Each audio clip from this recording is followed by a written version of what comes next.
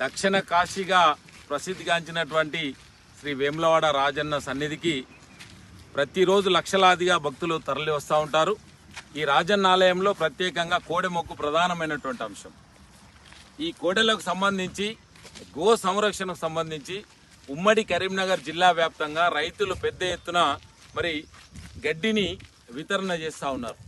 ఇవాళ ఉమ్మడి కరీంనగర్ జిల్లా నుంచి వందలాది ట్రాక్టర్లు మరి పశువుల కొరకు కోడెల కొరకు ఈ యొక్క గడ్డిని తీసుకొచ్చి దేవస్థానానికి అప్పగిస్తాయి.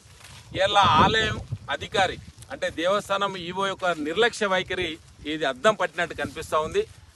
ఆలయ యొక్క ఈవో నిర్లక్ష్య వైఖరిని తీవ్రంగా కూడా ఖండిస్తూ ఉన్నాం భారతీయ జనతా పార్టీ పక్షాన. వందలాది ట్రాక్టర్ల గడ్డిచ్చి కోడెలను సంరక్షించమంటే ఈవో గారు దీని మీద సరైన విధంగా పట్టించుకోకపోవడం వల్ల మరి పెద్ద ఎత్తున వర్షం పడడం వల్ల గడ్డి మొత్తంగా నాని ఖరాబ్ అయిపోయింది.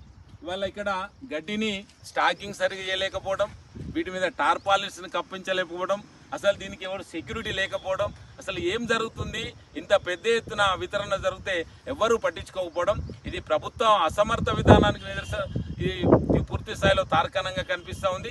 ఈవో నిర్లక్ష్య వైఖరి అయితే పూర్తిగా కనిపిస్తూ ఉంది. కనుక వెంటనే మరి ఈవో గారు స్పందించాలి, జిల్లా కలెక్టర్ గారు స్పందించాలి.